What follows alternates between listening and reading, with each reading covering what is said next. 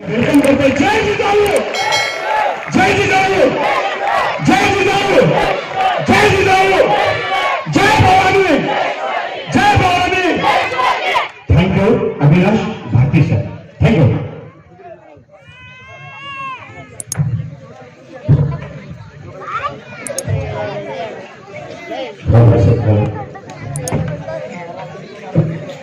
Hello.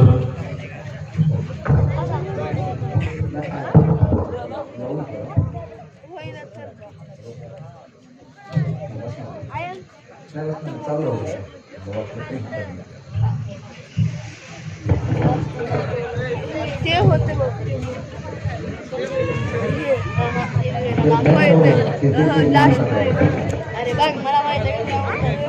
Hello, नमस्कार. या जगाला शांततेचा आणि अहिंसेचा पुरस्कार देणारे महाकरुणाकारी तथागत गौतम बुद्ध. मोको कहाँ ढूंढे रे बंदे, मैं तो तेरे पास में. मोको कहाँ ढूंढे रे बंदे, मैं तो तेरे पास में. ना मैं मंदिर, ना मैं मस्जिद, ना काबे कैलाश में.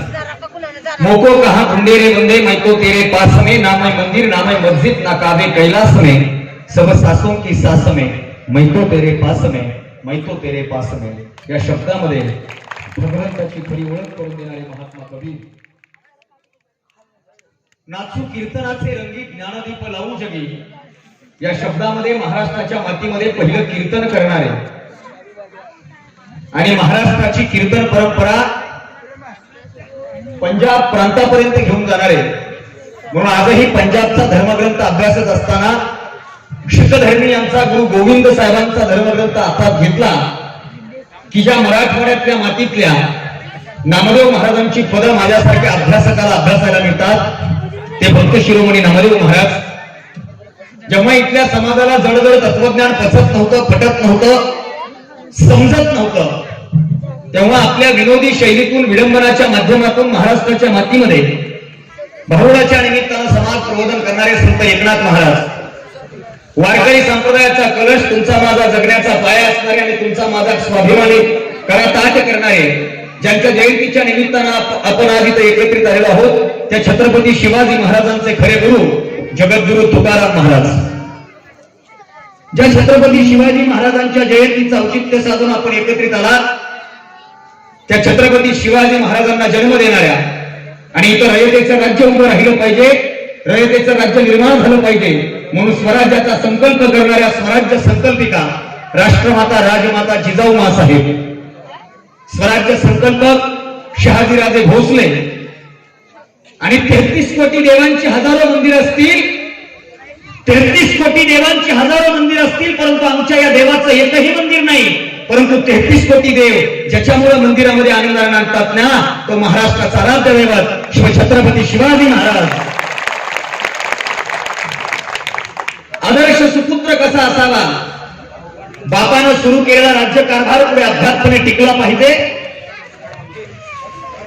म्हणून एक वडील जे जे करती तया नाम धर्म ठेवती, या उक्तीप्रमाणे जगतातले आदर्श सुपुत्र वयाच्या 14व्या वर्षी बुधभूषण नावाचा ग्रंथ लिहून इथल्या राजकीय व्यवस्थेला आचारसंहिता पहिल्या संस्कृत ग्रंथामधून देणारे आणि मरणालाही शरणागत आणणारे आणि मरावं कसं आणि मरताना स्वाभिमान जिवंत कसा ठेवावा याचं मूर्तिमंत उदाहरण छात्रवीर संभाजीराजे. आज भवानी दासका कर्नाटक महाराष्ट्राची बाउंड्री, महाराष्ट्र, भारत आणि संपूर्ण जगतामध्ये छत्रपती शिवाजी महाराजांचा जयंतीचा उत्सव साजरा केला जातोय. परंतु महाराष्ट्राच्या मातीमध्ये ज्या महामानवानं छत्रपती शिवाजी महाराजांची पहिली जयंती साजरी केली ते महात्मा ज्योतिबा फुले. आज माझ्या समोर जितके पुरुष मंडळी आहेत तितक्याच माय माऊल्या इथं बसलेल्या आहेत. त्या माय माऊल्यांना घराच्या बाहेर निघण्याचा, चौकात येऊन व्याख्यानाचा कार्यक्रम ऐकण्याचा आणि माझ्या माय माऊल्यांना शिकण्याचा आणि स्वाभिमानाचा अधिकार देणाऱ्या क्रांतीज्योती सावित्रीबाई फुले यांच्या चरणावर प्रारंभीच साष्टांग प्रणिपात करतो. आरक्षणाचे जनक राजर्षी शाहू महाराज आणि ज्यांच्यामुळे हा अविनाश भारती महाराष्ट्राच्या मातीत छाती ठोकपणे भाषण करत फिरतो, असं मला अभिव्यक्ती स्वातंत्र्य देणारे आत्ताच नवनिर्वाचित ग्रामपंचायत सदस्यांचं इथं स्वागत झालं. त्यांनी माझं स्वागत केलं. त्यांना मतदानाचा, निवडणुकीचा, कारण एके दिवशी एक माय माऊली सभागृहाच्या बाहेर बसली, तिच्या चेहऱ्यावरचा आनंद पाहून आणि बाबासाहेबांच्या चेहऱ्यावरचा आनंद पाहून ती माय माऊली म्हणते, बाबासाहेब आज तुम्ही फार आनंदी दिसताय, कारण काय? आणि बाबासाहेब आनंदाच्या भरात बोलून जातायत की माय, इथून पुढे या देशावर राज्य करणारा राजा हा कोण्या राणीच्या पोटातून जन्माला आलेला नसेल, तर मतदानाने मतदान केलेल्या मतदानाच्या पेटीतून जन्माला आलेला असेल. असा मतदानाचा, असा संविधानाचा आणि स्वाभिमानाचा तुम्हाला मला अधिकार देणारे बुद्धिश्रेष्ठ डॉक्टर बाबासाहेब आंबेडकर यांच्या कार्याला विनम्र अभिवादन करतो. जग बदल घालून घाल सांगून गेले मला भीमराव या शब्दामध्ये समाज प्रबोधन करणारे साहित्य सम्राट अण्णाभाऊ साठे दिवसभर गावची घाण साफ केली आणि रात्री कीर्तनाच्या माध्यमातून लोकांच्या डोक्यातली घाण ज्या राष्ट्रसंत गाडगे महाराजांनी साफ केली, त्या राष्ट्रसंत गाडगे महाराजांना नम्र अभिवादन करतो. आणि चल चल भैया करे सफाई, कूड़ा कचरा साफ करे, बहुत दिनों से रुका हुआ है, मिलकर आज हम खत्म करें. या शब्दामध्ये एखाद्या तीर्थक्षेत्राचं पावित्र्य जेवढं आहे तेवढंच पावित्र्य माझ्या गावचं आहे, माझ्या कर्मभूमीचं आहे, माझ्या जन्मभूमीचं आहे.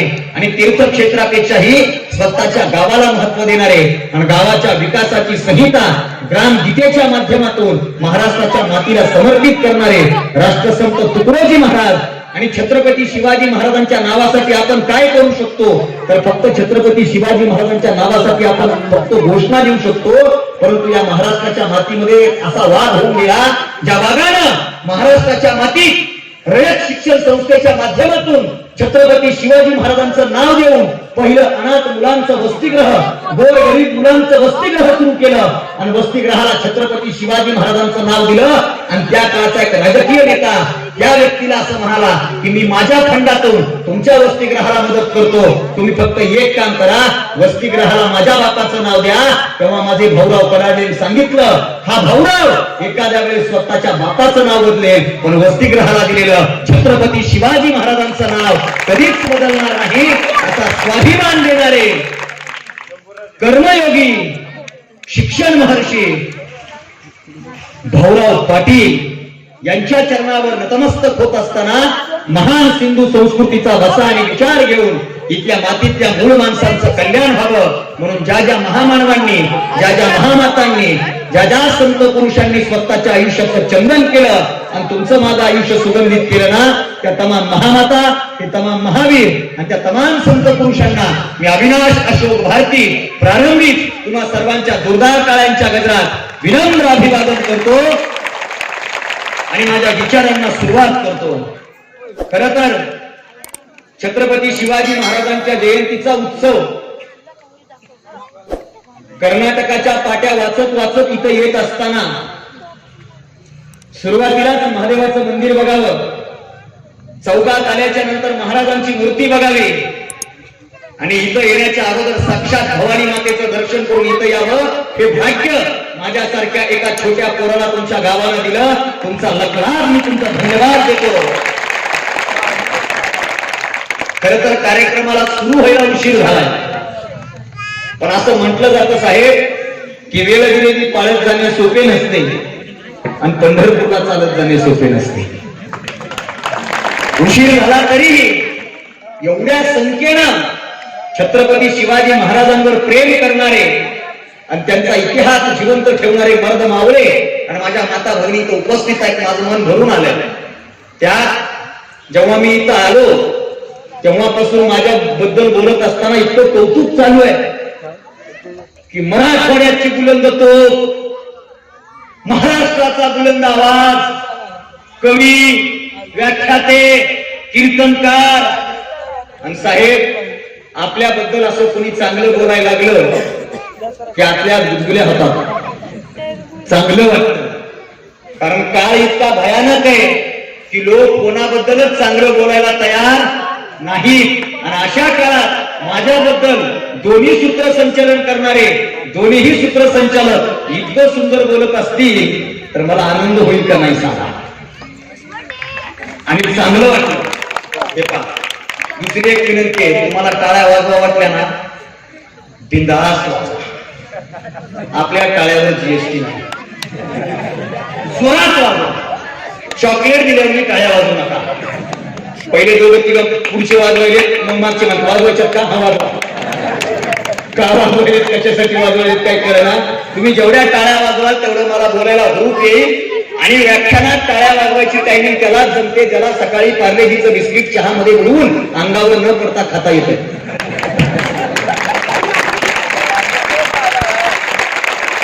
पार्लेजीचं बिस्किट चहामध्ये बुडवून अंगावर न पडता खाता येतं. घरी गेल्यास आपलं आपलं ऑब्झर्वेशन करा.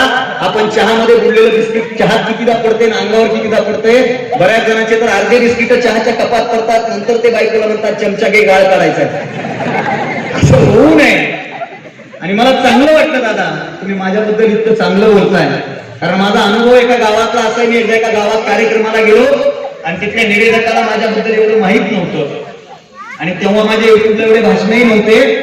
आणि त्या निवेदकाला माझ्याबद्दल सांगत असताना संयोजकांनी फक्त एवढंच सांगितलं की मराठवाड्यातून आलेला वक्ता आहे. आणि मराठवाड्यातून आलेला आहे वक्ता असं सांगितल्याबरोबर त्याच्या डोळ्यासमोर दुसरी छबी उभी राहिली, मराठवाडा म्हणजे दुष्काळी. आणि मराठवाड्यात किती मोठा दुष्काळ आहे सरांच्या कवितेतून आत्ताच आपण ऐकलं. आणि दुष्काळी भागातून वक्ता आलाय, माझ्याकडे बघून किती दुष्काळ आहे ते लवकर कळतं. त्यांनी माझ्याकडे बघितलं गाडीतून उतरल्याबरोबर, आता तुमच्या गावामध्ये एवढे फोकस लावलेत, एवढ्या लाईटी लागल्यात म्हणून मी तुम्हाला दिसायलो. नाही तर आपला कलर असा आहे साहेब की आम्ही जर हायवेला उभं राहिलो तर गाडीवाल्याला पुढे गेल्याच्या नंतर कळतं मागं कोणीतरी उभा आहे. त्याच्याशिवाय आम्ही दिसत. आता इथून फोकस आहे म्हणून मी बऱ्याच लोकांना दिसतोय. त्यानं माझा कलर बघितला, सुवर्णचा माझा कलर माझा वर्णन सुरू केलं. वक्ते आले, मराठवाड्याच्या काळ्या मातीचं काळं सोनं,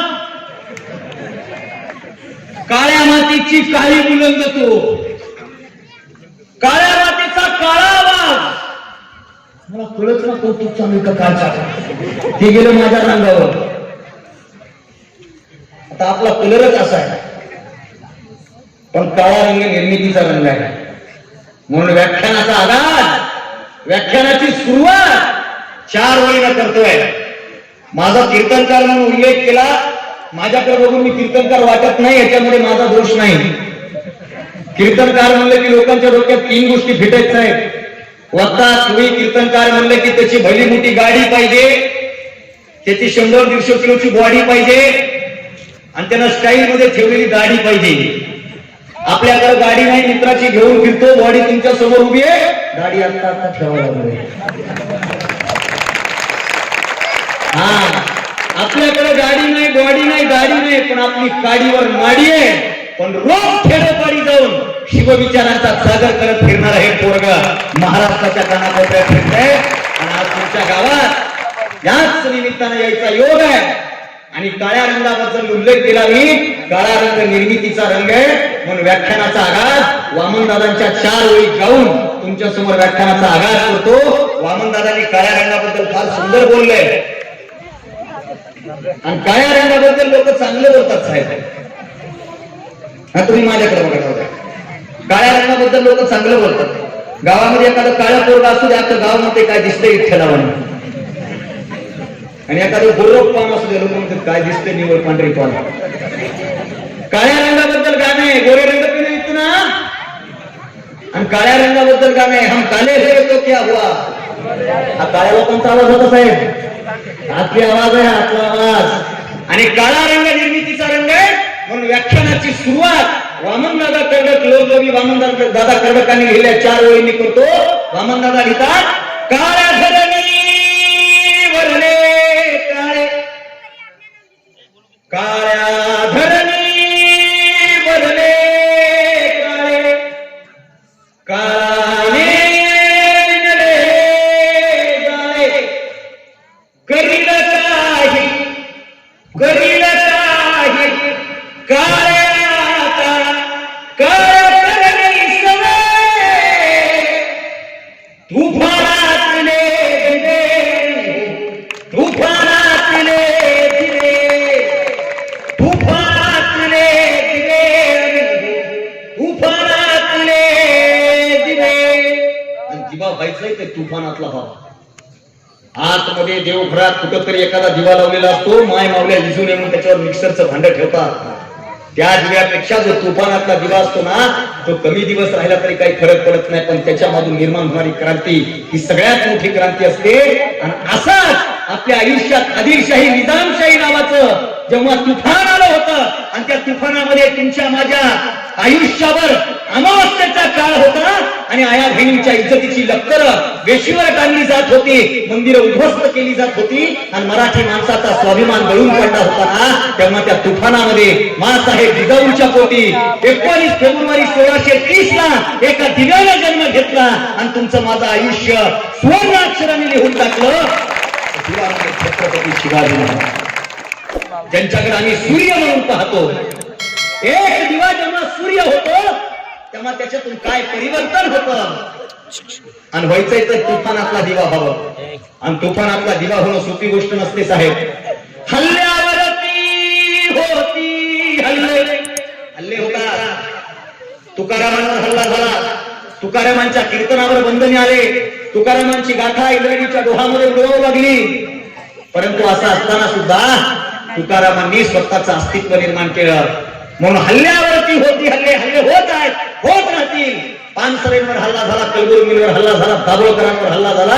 जे ते विचारवंत वैचारिक दृष्टिकोन घेऊन महाराष्ट्रात फिरले त्या सगळ्यांवर हल्ला झाला. पण असं असलं तरी हल्ल्यावरती होती हल्ले, अभंगामुची बाले किल्ले, असाचा मुचा ताठर माथा, गदिन खाली शिवे, तुफानातले दिवे आणि हो तुफानातले दिवे. आणि एक विचारांचा दिवा घेऊन आज हा अविनाश भारती भवानी दापका नगरीमध्ये आलाय आणि तुमच्या समोर विचाराचं मंथन करण्याचा प्रयत्न माझ्या साध्या आणि सोप्या भाषेतून करणार आहे. मला या गावाबद्दल सगळ्यात मोठी चाहूल अशी होती की या गावाचं नाव भवानी दापका काय. पण ज्या वेळेला तुमच्या गावातलं भवानी मातेचं मंदिर बघितलं ना साहेब, साक्षात ज्या मूर्तीकडे पाहिल्याच्या नंतर अंगामध्ये चैतन्य यावं आणि मन समाधानानं तृप्त व्हावं ना, असं तुमच्या गावचं वैभव म्हणजे ती भवानी मातेचं मंदिर आहे. दुसरी गोष्ट अशी आहे, मला या गावामध्ये येत असताना आनंद असा झाला होता. अगोदर सुरुवातीला प्रश्न असे होते की कर्नाटक बाउंड्रीवरचं हे गाव आहे, शिवजयंतीच्या उत्सवाला एवढी लोक येतील का. तर मी छाती ठोकपणे सांगतो, महाराष्ट्राच्या मध्यवर्ती ठिकाणी सुद्धा एवढी लोक एकत्रित येत नाहीत आणि शिवजयंती आणि हे माझ्या राजाचं वेगळेपण आहे.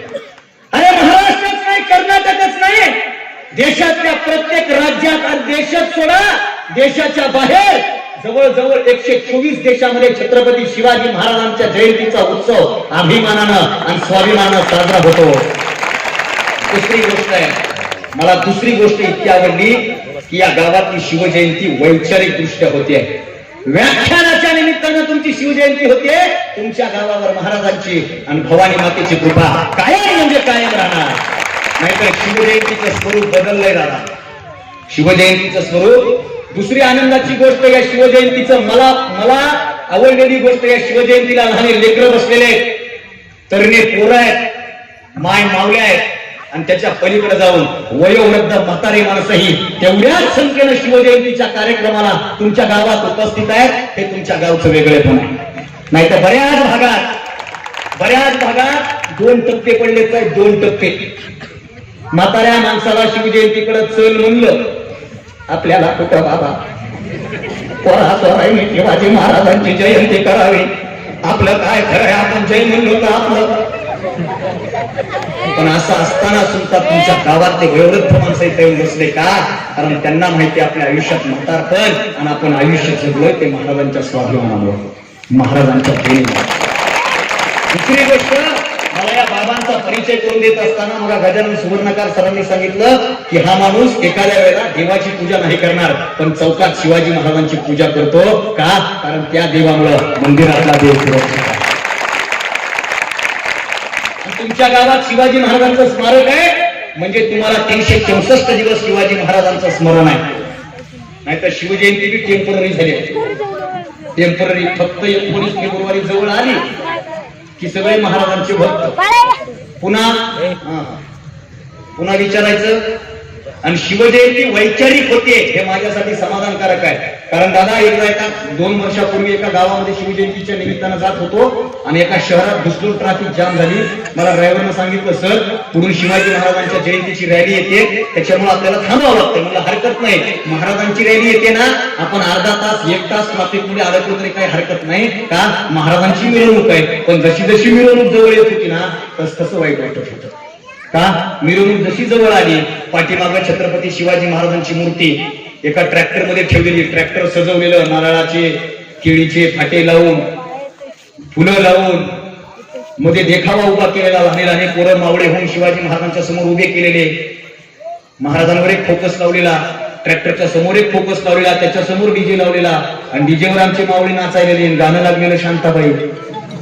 आणि जयंती कोणाची? महाराजांची. गाणं लागलेलं चक्रा नकरा टोई शांताबाई. महाराजांनी मनातल्या मनात विचार केला असेल, आपल्या काळात हिरकणी होती, सावित्री होती. आपल्या काळात हिरकणी होती, जी हिरकणी लेकराच्या प्रेमापोटी बुरुज उतरून खाली गेली आणि त्या बुरुजाला आपण हिरकणीचं नाव दिलं. ती हिरकणी आपल्या इतिहासात होती, आपल्या काळात होती. ही शांताबाई कोण होती? हे गाणं संपलं साहेब, दुसरं गाणं लागलं, शांता झाली, शालू झाली, आता कोणाचं नाव? बाबूराव महाराज यशाजी होता, तानाजी होता, मदारी मेहतर होता, शिवा काशीद होता, जीवा महाले होता. बाबूराव कोण होता? माझ्या जयंतीमध्ये त्या बाबूरावचा एवढा उदो चालू आहे. हा बाबूराव कोण होता हा प्रश्न महाराजांना पडला असेल. पण भाऊ, नाचून नाही वाचून शिवजयंती आम्ही साजरी करणार हा संकल्प तुमच्या गावाने घेतला. बर, त्याच्या पलीकडे एक गोष्ट बोलू. तुमच्या गावानं अशी वैचारिक शिवजयंती घेतल्यामुळे तुम्हाला नाचण्याचा सुद्धा अधिकार आहे. काय म्हणतोय? कारण सांगू. मला एक जण म्हणलं, सर एवढा दिवस असते आनंदाचा. अरे करा, आनंदोत्सव साजरा करा, पण त्या अगोदर तुम्ही हे वैचारिक पाऊल उचलले ना, ती फार मोठी गोष्ट आहे का. अरे शिवचरित्र घराघरात, शिवचरित्र माणसांच्या मनामनात, आणि शिवचरित्र जोपर्यंत आमच्या लोकांपर्यंत पोहोचणार नाही तोपर्यंत आमच्यामध्ये बदल आणि आमच्यामध्ये परिवर्तन होणार नाही. का शिवाजी महाराजांची जयंती साजरी करायची हा प्रश्न महाराष्ट्राच्या मातीला नेहमी पडतो. आज 350 वर्ष होऊन गेले, 400च्या उंबरठ्यावर आम्ही आहोत, तरी छत्रपती शिवाजी महाराजांची जयंती साजरी करतोय. अरे नाही, जोपर्यंत चंद्र सूर्य तारे आहेत ना तोपर्यंत आम्ही आमच्या राजाची जयंती साजरी करत राहणार का. कारण जोपर्यंत चंद्र सूर्य तारे आहेत, जोपर्यंत चंद्र सूर्य तारे तोपर्यंत माझ्या महाराजांचं नाव आहे. नाही, वाक्य इथं पूर्ण आहे की जोपर्यंत माझ्या महाराजांचं नाव आहे ना तोपर्यंत सजीव सृष्टीमध्ये चंद्र सूर्य तारे का. कारण आमच्या आयुष्यातला सूर्य म्हणजे छत्रपती शिवाजी महाराज. दादांनो, सूर्य 3 प्रकारचा असतो. पहिला सूर्य असतो उगवतीचा, दुसरा असतो भर दुपारी माथ्यावर आलेला, आणि तिसरा असतो मावळतीचा. जर तुमच्या गावात एखादं पोरग भर दुपारी माथ्यावर आलेल्या सूर्याला नमस्कार करत असेल तर आपण सरळ सरळ म्हणतो की अडाणी आहे, ते डोक्यावर पडलंय. भर दुपारी माथ्यावर आलेल्या सूर्याला कोणीच नमस्कार करत नाही, परंतु उगवतीच्या सूर्याला सगळेजण नमस्कार करत असतात. कारण फक्त एकच असतं दादा, की उगवतीचा सूर्य हा एका अंधाऱ्या रात्रीला छेदून प्रकाशाची वाट तुमच्या माझ्या आयुष्यात घेऊन आलेला असतो. आणि असंच जेव्हा सगळीकडे अंधकार वाजला होता ना तेव्हा आपल्या आयुष्याला प्रकाशमान करण्याचं काम छत्रपती शिवाजी महाराजांनी केलं. म्हणून शिवाजी महाराजांची जयंती आज गावागावामध्ये होते. फक्त शिवाजी महाराजांची जयंती, याच घराण्याची जयंती महाराष्ट्राच्या मातीने का साजरी करावी. राजे तर अनेक होते, याच्या पलीकडे जाऊन एक जबाबदारपूर्वक विधान करतो. महाराजांपेक्षाही बलाढ्य आणि महाराजांपेक्षाही सैनिक मोठं असणार आणि महाराजांपेक्षाही ताकदवान असलेले राजे आणि महाराजे या भारत भूमीवर होते, पण ते काळाच्या पडद्याच्या आत निघून गेले. काळानुरूप ते निरूप झाले, परंतु महाराज काळालाही जिंकून काळाच्या पुढे निघून आले. त्याचं कारण असं आहे, महाराजांनी जे स्वराज्य निर्माण केलं ना ते सर्वसामान्य लोकांचं सुराज्य होतं. ते स्वराज्याच्या पेक्षाही सुराज्य होतं, ज्या सुराज्यामध्ये सर्व जाती धर्माच्या लोकांना 18 पगड जातीची लोक महाराजांसाठी मरायला तयार होत होती. सगळ्या धर्माची लोक महाराजांसाठी मरायला तयार होती. ही सगळी भूमिका महाराजांनी सर्वसामान्य माणसांच्या मनामध्ये पेरली. म्हणून महाराजांचं चरित्र, म्हणून महाराजांचं जीवन चरित्र. खरं तर शिवचरित्र काय प्रेरणा देतं. मी गेल्या 11 फेब्रुवारीला घराच्या बाहेर पडलोय दादा. 11 फेब्रुवारी पासून महाराष्ट्रावर शिवचरित्र सांगत फिरतोय. 18 मार्च पर्यंत कंटिन्यू रोज 2-2 तास. काल तर 4 व्याख्यानं 8 तास बोललोय. आणि तब्बल 450 किलोमीटरचा प्रवास करून तुमच्या गावामध्ये उपस्थित आहे आणि इथलं व्याख्यान झाल्यास परत 250 किलोमीटरचा प्रवास करून दुसऱ्या गावात जाऊन व्याख्यान करायचंय. रोज एवढा फिरतोय तरी सुद्धा कधी थकवा जाणवला नाही. रोज एवढं फिरतोय तरीही प्रत्येक ठिकाणी गेले की आनंद वाटतो. त्याचं कारण काय? इतक्या प्रवासातून जरी आलो ना तर आल्याच्या नंतर महाराजांच्या जीवन प्रवासावर थोडासा प्रकाश टाकण्याचं भाग्य या अविनाश भारतीला, या मनुष्य देहाला आल्याच्या नंतर मिळालंय. ही सगळ्यात मोठी गोष्ट माझ्यासाठी. माझ्या सोबत असताना माझा मित्र एक मला रोज प्रश्न विचारतो. माझ्या गाडीमध्ये आताही शिवाजी महाराजांची बरीच पुस्तकं आहेत वेगवेगळ्या लेखकांची. मी ती रोज वेळ भेटला की हातामध्ये घेतो चालत बसतो. माझ्या सोबत आलेला माझ्या मित्रानं त्या दिवशी मला प्रश्न विचारला. तो म्हणला, दादा तुमचं तर भाषण आता रोज गावागावात होतंय, मग तुम्हाला वेळ मिळतोय, तुम्ही झोपता, पण तुम्हाला वेळ मिळाला की तुम्ही हातामध्ये पुस्तक घेता, वाचत बसता, रोज वाचत बसता का? तुमच्या लक्षामध्ये राहत नाही का? तेव्हा त्याला मी दिलेलं उत्तर इतकं होतं. मी त्याला उत्तर असं दिलं की जगामध्ये शिवचरित्र एकमेव असं चरित्र आहे जे एकदा वाचून कधीच पोट भरत नाही, बार बार आणि अनेक वेळा वाचावं वाटतं ना, ते चरित्र म्हणजे शिवाजी महाराज. एवढंच नाही तर शिवचरित्र वाचल्याच्या नंतर प्रत्येक वेळा एक नवी प्रेरणा मिळते. म्हणून शिवचरित्र महाराष्ट्राच्या मातीत जिवंत आहे. काय शिवाजी नावात ताकद आहे? शी म्हणजे शिकण्यासाठी, वा म्हणजे वाचण्यासाठी, आणि जी म्हणजे जीवन जगण्यासाठी. याचा अर्थ काय? आम्ही जीवन जगण्यासाठी शिकलं पाहिजे आणि शिकून महाराजांचं चरित्र वाचलं पाहिजे, तर आमच्या जीवनाला अर्थ आहे. म्हणून माझ्या ऐकण्यात असलेल्या सगळ्या पोरांना सांगणं, आज तुम्ही इथं आलात, तुम्हाला धन्यवाद आहे. पण सगळ्याच्या चरणावर हा तुमचा मोठा भाऊ, लहान भाऊ म्हणून विनंती करतो. 365 दिवसापैकी आपण 365व्या दिवशी म्हणजे आज शिवाजी महाराजांच्या जयंतीचा उत्सव करू, पण 364 दिवस जे उरलेले आहेत ना, त्यातले कमीत कमी 64 दिवस तरी शिवचरित्र वाचू आणि महाराजांना समजून घेऊ. हा संकल्प आजच्या जयंतीच्या निमित्तानं इथं बसलेल्या प्रत्येक करण्या कोणाला करावा, हा आशावाद आहे. नाही तर आम्ही टेम्पररी झालो. मी म्हणलं ना, फेब्रुवारी महिना आला की सगळ्याच्या व्हॉट्सअपच्या डीपीया change, profile change, dialer tone change, ring tone change, screen saver change, सगळं चेंज. फेब्रुवारी होऊ दिसतो. फेब्रुवारी गेला, डीपीया चेंज. असं डीपीया ओढल्यावर करू नका का? ठेवलं पाहिजे पण टेम्पररी नको. आता ह्या 19 फेब्रुवारी मध्ये बऱ्याच जणांचे वाक्य असते, आला गड्यानं भगवादळ आलं. गेलतो कुठं? एक विधान करतो. 350 वर्षापूर्वी शिवनेरीवर भगववादळ निर्माण झालं. जोपर्यंत आपण जिवंत आहे तोपर्यंत भगववादळ राहणार, येणार आणि जाणार नाही. मला टेम्पररी नकोय. आम्ही किती टेम्पररी झालो माहितीये मला? 16 तारखेला एकाने मेसेज केला सर, आणि 16 तारखेला त्यानं म्हणला, सर हे भगवा डीपी आहे ना, हा भगवा झेंडा तुमच्या व्हॉट्सअपच्या प्रोफाईलला ठेवा. मी म्हणलं का बरं? ते म्हणे ठेवा ना. म्हणलं का बरं ते कसं?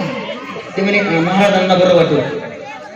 महाराजांना बरं वाटेल. मी म्हणलं फेब्रुवारी होईस तर मी डीपीला भगवा झेंडा ठेवायचा आणि फेब्रुवारी झाला की माझं थोवाड लावायचं. म्हणजे नकळतपणे मी भगव्यापेक्षा माझ्या थोबाडाला महत्व नंतर पुढे चालून देणार असेल तर त्या भगव्याचा अपमान न होता आपण शांतपणे महाराजांच्या विचारांचा जागर करत फिरावा, असा प्रामाणिक उद्देश येऊन आणि प्रामाणिक शिवचरित्र समजून घेणारा, समजून सांगणारा पोरगा आहे. दुसरी गोष्ट, रक्त भगव होऊ देऊ नका. बऱ्याच जणांचं फेब्रुवारी मध्ये रक्त भगव होतो. डॉक्टरला दाखवून घ्या. तुम्ही म्हणता सर काय बोलताय? विचार, वाक्य, डोळे, कान उघडे ठेवून ऐकायचं. रक्त भगव नसतं, विचार भगवा असतो. आणि महाराजांनी आपल्याला भगवा विचार दिलाय. त्या भगव्या विचारांचा जागर आपल्या मनामध्ये कायम असला पाहिजे. ही महाराजांना खरी श्रद्धांजली आहे. हा खरा महाराजांना मोठा आहे. दुसरी गोष्ट बऱ्याच जणांचा आता काल तर ते रिंगटोनच होती.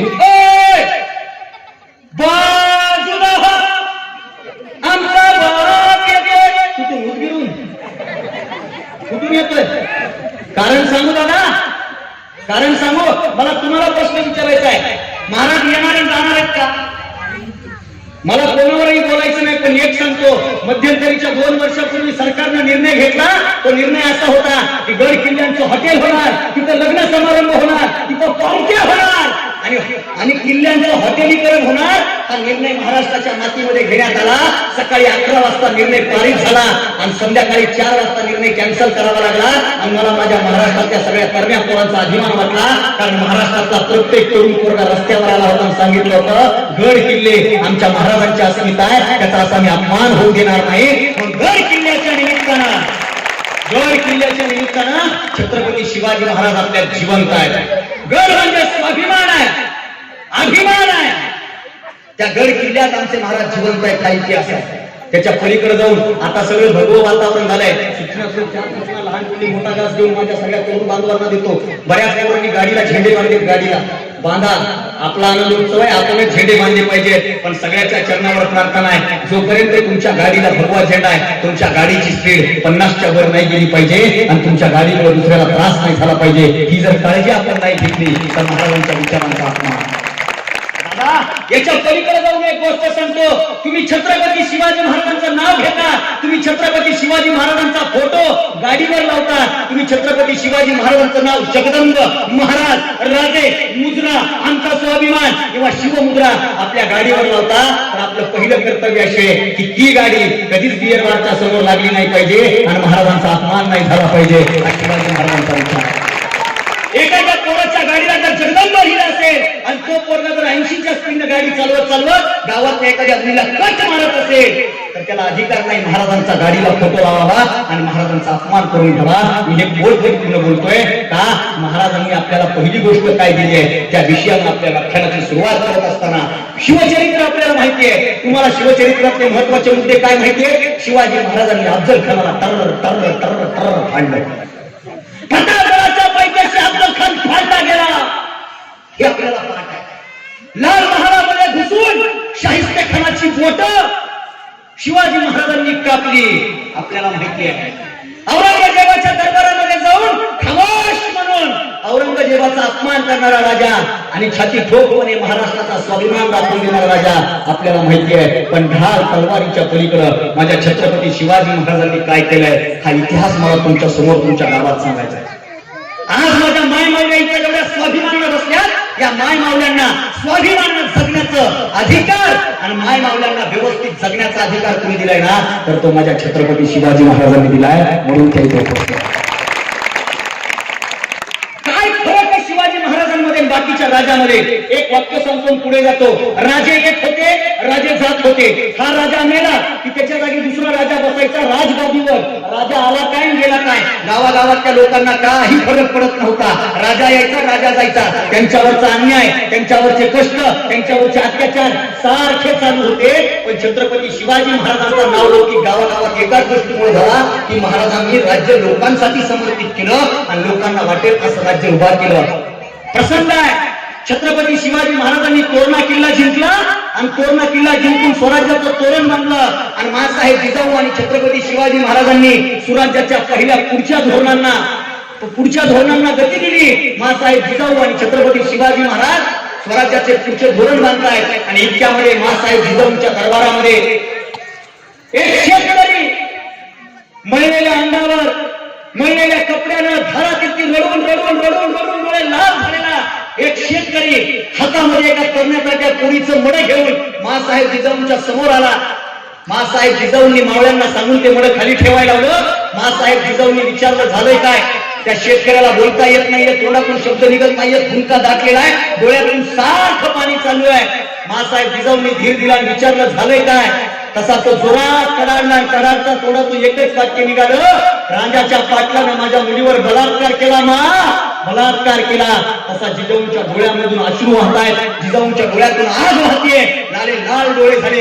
इतक्यामध्ये छत्रपती शिवाजी महाराजांना निरोप पाठवण्यात आला.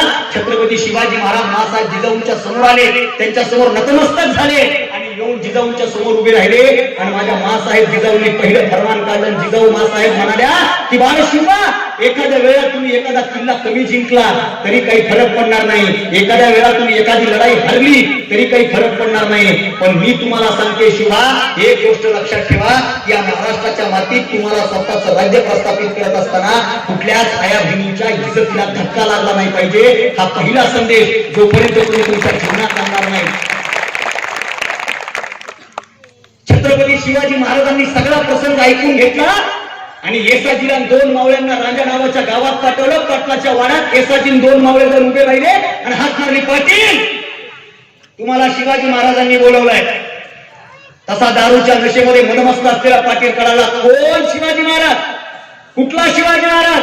आणि आदिलशहाचे वतनदार आणि आदिलशहाचे नौकर, आम्ही शिवाजीला ओळखत नाही आणि आम्ही कोणालाही राजा मानत नाही. येसाजीला राग आला, तलवारीला हात लावला आणि मुंडक उडवणार. इतक्यामुळे दुसरा मावळा म्हणला, नाही, राज आज्ञेशिवाय आपण काही पाऊल उचलू शकत नाही. येसाजीने त्याच्या मुसक्या बांधल्या, पाटील उचलला आणि दरबारात आम्ही उभा केला. दरबारामध्ये आता पाटील उभा आहे, मासाहेब जिजाऊ बसल्यात, शिवाजी महाराज उभे आहेत आणि शिवाजी महाराज बसलेले आहेत आणि पाटलाच्या समोर न्याय सुरू झाला आणि शिवाजी महाराज विचारतायत, पाटील तुम्ही या मुलीवर बलात्कार केला. असा पाटील पुन्हा मुगुरीत आणि पुन्हा मुगुरीत बोलला. तो विचारणारा कोण? आणि आदिलशहाचे वतनदार, आमचा राजा आदिलशहा.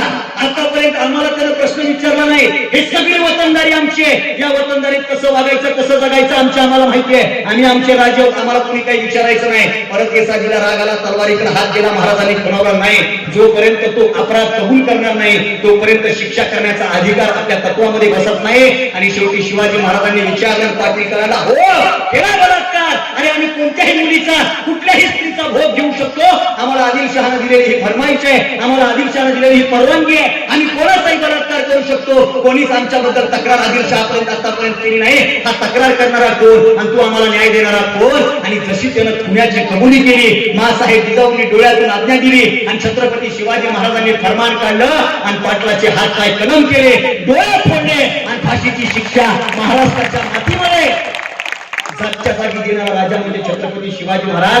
सर आत्ताची काय परिस्थिती आहे? वपू काळे नावाचे लेखक आहेत आणि वपू काळेंनी फार सुंदर लिहिले की 80 वर्षाची म्हातारी न्यायालयाच्या कोठडीत उभी होती आणि न्यायालयाच्या पायऱ्यावर बसलेल्या 80 वर्षाच्या म्हातारीला पत्रकारांनी प्रश्न विचारला की आजी आज न्यायालयात कस काय? आणि आजीनं वाक्य वापरलं, वयाच्या 16व्या वर्षी बलात्कार झाला, त्याचा आज निकाल आहे. दादा ही न्याय व्यवस्था कुठं? आणि जागच्या जागी महिलांचा अपमान करणाऱ्यांना शिक्षा देणारी न्याय व्यवस्था कुठं? म्हणून की काय मी छाती ठोकपणे सांगत असतो, मागच्या वर्षी हिंगणघाटला एका तरण्या पोरीला, एका सुशिक्षित, एका शिकलेल्या प्राध्यापक मुलीला एका दलिंदर अवलादीनं घर दिवसात जाळलं. मी म्हणतो माझे छत्रपती शिवाजी महाराज जिवंत असते ना तर पुन्हा हिंगणघाट सारखं प्रकरण महाराष्ट्राच्या मातीमध्ये घडलं नसतं आणि आया बहिणीच्या इज्जतीची लक्तर पुन्हा टांगण्याचं काम करण्यात आलं नसतं. आणि आजही पाहा तुम्ही, एखाद्या बलात्कार करणाऱ्या माणसाला जर त्याचं एन्काउंटर केलं तर आमच्या महाराष्ट्रात चर्चा रंगतात. पण मी म्हणतो बलात्काराचा न्याय हा जागीच केला पाहिजे, एन्काउंटर नाही, त्याला ठेचून मारला पाहिजे. का? ही शिकवण शिवाजी महाराजांनी दिली आहे. म्हणून माझ्या सगळ्या मित्रांना सांगणं आहे, तुम्ही शिवाजी महाराजांच्या जयंतीच्या निमित्तानं काही घ्या नाही घ्या, पण या अविनाश भारतीकडून एकच गोष्ट शिका की शिवाजी महाराजांनी महिलांचा सन्मान करायला आपल्याला शिकवलंय. म्हणून दादो मी एक गोष्ट बोलत असतो, एखाद्या मुलीबद्दल तेवढंच बोला, एखाद्या मुलीबद्दल तेवढीच कमेंट करा जेवढी कमेंट आणि जेवढं बोलणं आपण आपल्या सख्या बहिणीबद्दल ऐकून घेऊ शकतो आणि सख्या बहिणीबद्दल बोलू शकतो. तेवढंच एखाद्या मुलीबद्दल बोलण्याची नजर तुम्हाला मिळावी. या शिवजयंतीच्या निमित्तानं आव्हान आहे. दादा काय झाले सांगू, महाराष्ट्रामध्ये आधी भाऊ नावाचा शब्द, बहीण नावाचा शब्द आणि दादा नावाचा शब्द प्रेमाचा होता, आपुलकीचा होता. अहो प्रवासामध्ये एखादी माय माऊली भेटली आणि तिला जर खाली उतरून रेल्वे स्टेशनला जाऊन पाणी आणायचं असेल तर तिच्या लक्षात येतं रेल्वे सुटली तर आपण जाऊ शकत नाही. आणि ती माय माऊली ओळख नसलेल्या बाजूच्या माणसाला दादा म्हणली तर तो दादा आमचा धावत जायचा आणि पाणी आणून द्यायचा. ही महाराष्ट्राची संस्कृती होती. पण आज जे खाल्ली काळ एवढा बिघडलाय ना दादा, मी पाहतो एखाद्या शहरामध्ये एखाद्या भाऊचं, एखाद्या दादाचं, एखाद्या भाईचं बॅनर लागलेलं असतं आणि त्या बॅनर खालून एखादी माय माऊली स्वतःला जाताना कम्फर्टेबल समजत नसेल तर मला सांगा, भाऊ, दादा, भाई या शब्दाचं पावित्र्य राहिलं का? या शिवजयंतीच्या निमित्तानं ते पावित्र्य राखण्याची नजर तुम्हाला मिळावी आणि महाराजांचा आदर्श तुम्ही जीवनामध्ये घ्यावा हा आशावाद मी प्रारंभीच तुमच्या समोर व्यक्त करतो. त्याचं कारण असं आहे की माया बहिणींची इज्जत कशी रक्षावी हे शिवाजी महाराजांनी आपल्याला सांगितलं. सुभेदाराच्या सुरतचा प्रसंग सगळ्यांना माहिती आहे, पण तो प्रसंग चुकीच्या पद्धतीने महाराष्ट्रात सांगण्यात आला. लोक असा रंगवून सांगतात की अशीच आमची सुंदर माता असती तर आम्हीही सुंदर असतो वदरे छत्रपती. हे चुकीचं आहे. एक गोष्ट बोलू, छत्रपती शिवाजी महाराजांसाठी जगातली सगळ्यात सुंदर स्त्री म्हणजे माँसाहेब जिजाऊ होत्या. जिजाऊच्या पुढे ते दुसऱ्यासोबत तुलना कधीच करणार नाही. फक्त त्या सुभेदाराच्या सुनेला आई नावाची उपमा शिवाजी महाराजांनी दिली. जिजाऊंसोबत तुलना केली नाही. खरा इतिहास आहे. शिवाजी महाराजांनी शत्रूंना तर शिक्षा दिली, स्वतःच्या राज्यातल्या आया बहिणींच्या इज्जतीची लक्तर लुटली, म्हणून शत्रूंचे तर हात कलम केले. आपल्याला सांगितलं जातं की शिवाजी महाराजांनी शाहिस्तेखानाची बोटं कापली. शाहिस्तेखान लाल महालामध्ये झोपलेला आहे आणि शिवाजी महाराजांनी गनिमी काव्यानं लाल महालामध्ये प्रवेश केला आणि शाहिस्तेखान ओरडला, शिवाय शिवाय शिवाय, भागो भागो भागो. शाहिस्तेखान पळून जात असताना शाहिस्तेखानाच्या बोटावर शिवाजी महाराजांची तलवार चालवल्या गेली. शाहिस्तेखानाची बोटं कापल्या गेली आणि शाहिस्तेखान पळून गेला. इथपर्यंतचा इतिहास आमच्या गावागावात त्या पोराला माहितीये, पण त्याच्या पुढे काय घडलंय हे सांगायला अविनाश भारती तुमच्या गावात आलाय. शाहिस्तेखानाची बोटं कापले, शाहिस्तेखान फरार झाला आणि शिवाजी महाराज शाहिस्तेखानाच्या लाल महालात गेले आणि शाहिस्तेखानाच्या शहनगृहामध्ये त्याची बायको म्हणजे शाहिस्तेखानाची बेगम झोपलेली आहे आणि त्या बेगमला शाहिस्तेखान ओरडल्यामुळे जाग आली आणि त्या शाहिस्तेखानाच्या बेगमनं समोर छत्रपती शिवाजी महाराजांना पाहिलं आणि इतके दिवस त्या बेगमनं शत्रू पाहिला की तिला माहित होतं आपला नवरा पळून गेला म्हणजे आता हा शत्रू राजा आपल्याला इथून उचलून घेऊन जाईल आणि आपली रखेल म्हणून आपल्याला ठेवेल. हा त्या काळचा इतिहास होता. आणखी घाबरलेली शाहिस्तेखानाची बायको पाहून या जगातला एक अद्वितीय राजा म्हणजे माझे छत्रपती शिवाजी महाराज शाहिस्तेखानाच्या बायकोला म्हणतात, बहन घबरा मत, हा शिवा आहे. हा शिवा तुझ्या इज्जतीला हात लावणार नाही. हा तो इतिहास आहे. आम्हाला हा इतिहास समजून घ्यायचा. शत्रूच्या सुद्धा पत्नीकडे बहीण म्हणून माय म्हणून पाहणारा राजा फक्त शिवाजी महाराज. आणि शिवाजी महाराजांनी शत्रूला तर शिक्षा दिली, पण स्वतःच्या राज्यकारभारातल्या सैनिकांनाही शिक्षा दिली. खरं तर शिवचरित्र सांगेल तेवढं कमी आहे. खूप प्रसंग आहेत शिवचरित्राचे, सांगावे एवढे. तुम्ही ही शिवचरित्र वाचा, पण शिवचरित्रामध्ये आलेला एक प्रसंग तुम्ही कधी वाचलाय का नाही, तुम्हाला माहितीये का नाही माहित नाही, पण मी तो चरित्रातला प्रसंग नेहमी सांगत असतो. नाशिक जिल्ह्यातलं एक गाव आहे, त्या गावाचं नाव आहे बेळवाडी आणि बेळवाडीचा किल्ला आहे तो शिवाजी महाराजांच्या एका मावळ्याने जिंकलाय. कोणी जिंकलाय? शिवाजी महाराजांच्या मावळ्याने तो किल्ला जिंकला. ही आनंदाची गोष्ट आहे. पण प्रसंग असा आहे, शिवाजी महाराजांचा एक मावळा सेनापती नाव सपोजी गायकवाड आणि तो सपोजी गायकवाड नाशिक जिल्ह्यातून फिरता फिरता बेळवाडीच्या किल्ल्याजवळ गेला आणि त्याच्या लक्षात आलं की हा किल्ला आपल्या राज्यात असला पाहिजे आणि शिवाजी महाराजांच्या नावानं हा किल्ला असला पाहिजे.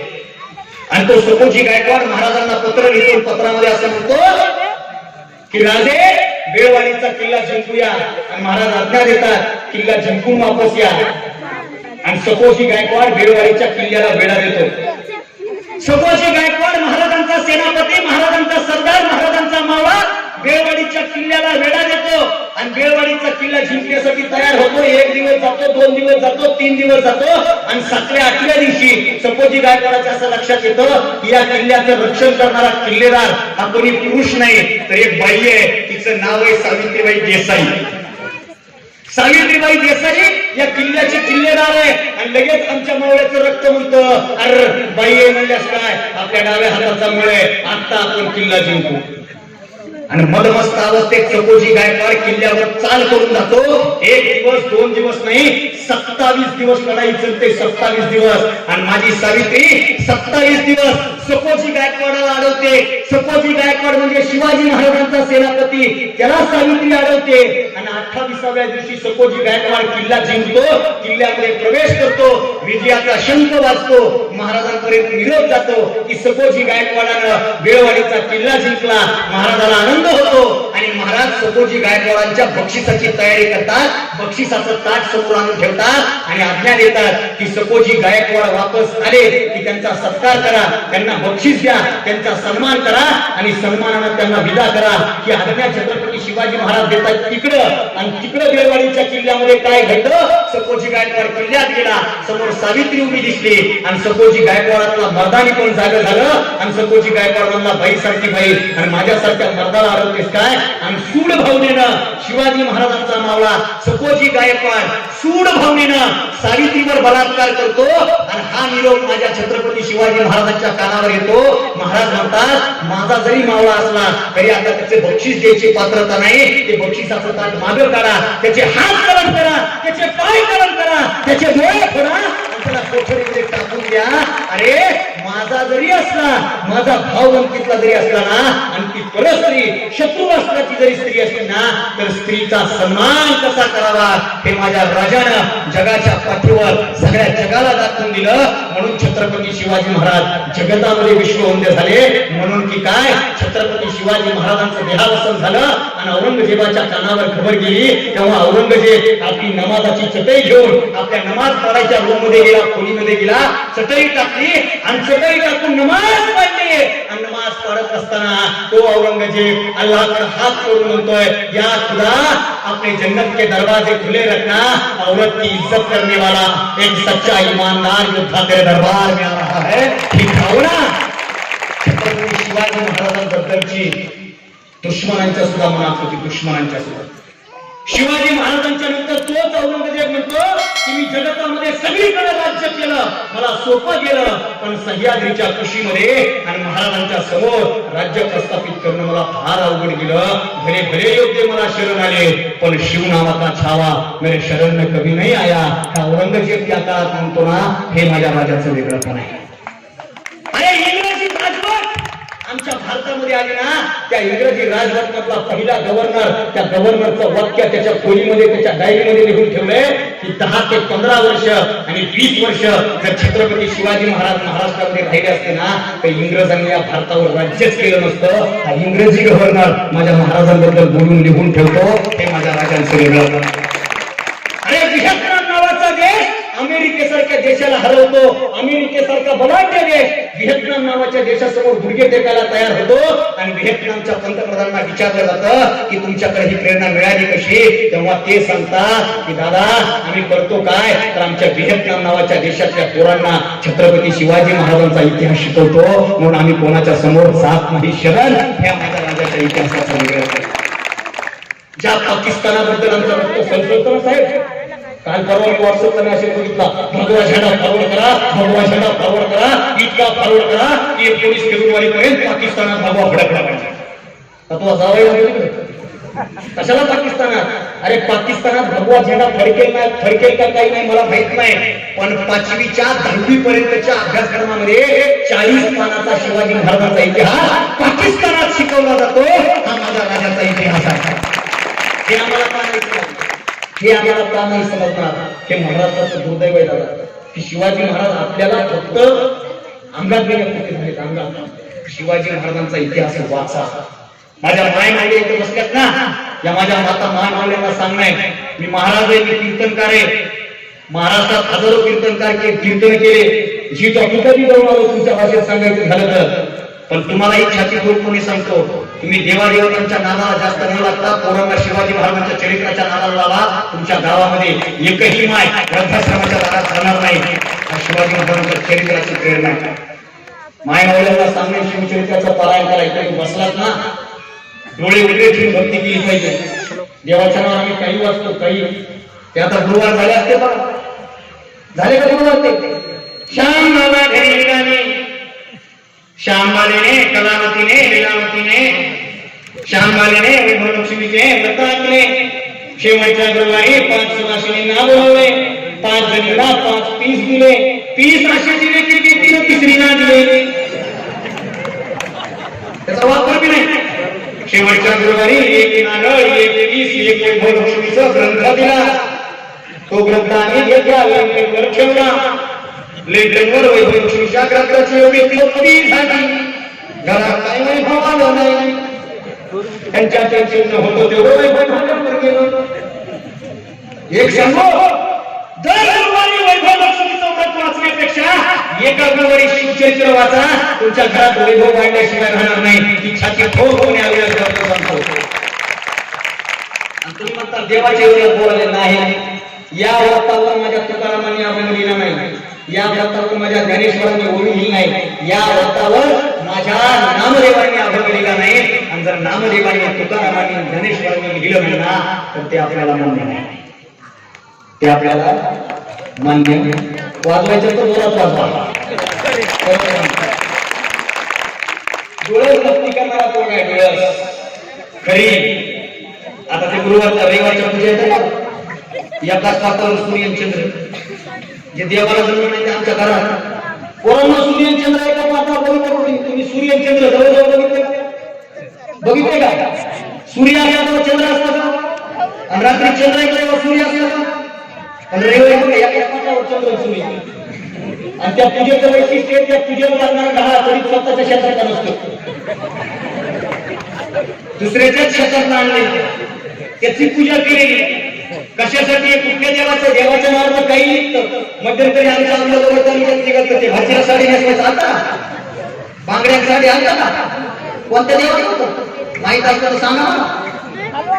इथं बसलेल्या कोणीही माणसाला सांगायचं ते भाजीला साड्या नेसवाय, भाजीला बांगड्या भरायचं आणि हाताला साड्या नेसवायचं. कुठल्या देवाचं होतं? तुमच्या गावातल्या सगळ्या मायमावल्यांना साड्या नेसवायचं माहितीच नाही. आलं देवाचं नाव, शिकवलं देवाचं नाव. म्हणून लेकरांना डोळस करा. लेकरांना असे हितूर होऊ नका. मी रोड महाराष्ट्रावर फिरतोय, मला बरोबर 9च्या आधाराला आईचे फोन येतो. आई फोन म्हणते कुठे आहे साहेब? म्हणलं कर्नाटकात. तुम्ही हाय कोणी बोलतो? तुमचं नाव सांगितलं बसतो.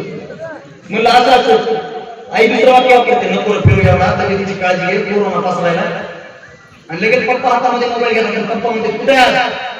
म्हणलं असं बोले धमक्यात उद्या धमक्यात केली म्हणजे ही प्रेरणा आपल्याला भेटते. लेकरांना हे डोळस करा. लेकरांना आपण लेकरू निघायचे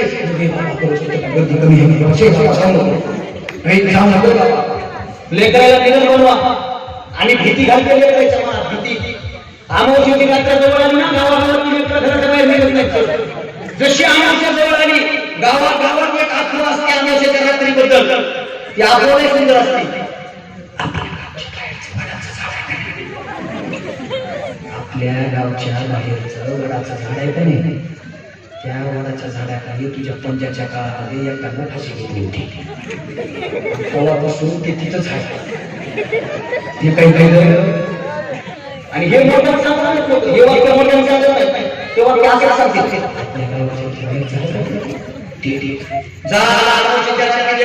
बाहेरच नाही पण महाराष्ट्राच्या मागे छत्रपती शिवाजी महाराजांनी सगळ्यात जास्त लढाया अमावस्येच्या रात्री केल्या. कारण एकच होतं, अमावस्येच्या रात्री काळा कुठं अंधार आहे आणि काळ्या कुठ्या अंधारामध्ये आपल्या शत्रूला दिसणार नाही. आणि त्या अंधाराचा फायदा घेऊन आपल्याला महाराष्ट्रात राज्य उभं करता येईल. म्हणून अमावस्येच्या रात्री अंधश्रद्धा दूर करून माझ्या नानासाहेब देशमुखांच्या सामन्यावरून छत्रपती शिवाजी महाराजांनी स्वराज्य उभं वाढवलं. म्हणून गावागावात काय घटना असते? राजे पुन्हा जन्माला या. राजे पुन्हा जन्माला येतील पण त्या अगोदर तुम्ही जिजाऊ आणि तुम्ही शहाजी झालं पाहिजे. त्याशिवाय राजे पुन्हा जन्माला येणार नाही.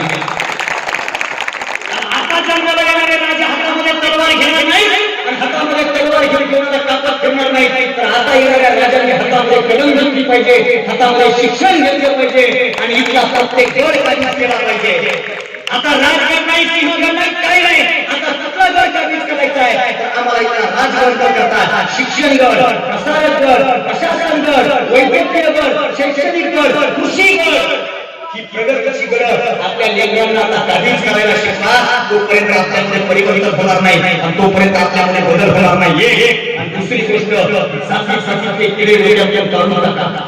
जाती किडे शिवाजी महाराज म्हणजे फक्त मराठ्यांचे. छत्रपती शिवाजी महाराज हे 12 बलुतेदार आणि 18 पगड जातीचे.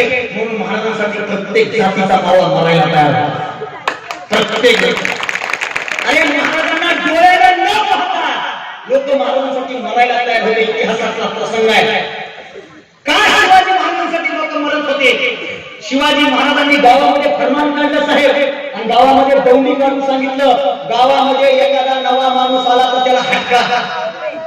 गावात माणूस आला तर हटकायची पद्धत होती आधीच्या काळात. गावात जुन्या काळामध्ये शिवाजी चौकात कोणी उभा असेल आणि नवीन जर पाहुणा दिसला तर लोक सरळ विचारायचे कुठे जायचे, कोणाकडे जायचे, कुठून आले, कशामुळे आले. अगोदरच्या काळात. आता नाही. आता पाहुणे येऊन गेले तरी कळत नाही. बरं येऊन गेल्याच्या नंतर कळाले तरी म्हणतो काय पाहुणे आले येऊन गेले आणि शेजाऱ्याला कळालं कोण आणतं काय कोण आणतं त्याला अर्थ पाहुणे कुठले होते लगेच त्या पाहुण्याचा इकडून तिकडून नंबर काढायचा हॅलो काल आलता म्हणा काही फोन तर करावं का ते म्हणते तुम्ही कोण मी तुमच्या ह्यांच्या तिकडून तिकडून इकडला पाहुणा लागतोय जवळचं ना तरी नाही गावात आलता म्हणा विचारपूस करावं आपल्या गावाच्या पाहुण्यात बाबा तुम्ही म्हणून विचारला आलता म्हणा हो आलतो कसं काय म्हणाले ते आपल्या पोरीसाठी हो का तुमची पोरी हो का मला काय तुमच्यामध्ये पडायचं नाही बरं वाईट व्हायचं नाही मला शेवटी तुम्ही एकत्र होणार तुमची पोरगी द्यायची आहे पोरगी तुमची आपण जास्त करून नाही पण मी वेगळा कोणचा बाप आहे म्हणून सांगलं पोरग बरोबर नाही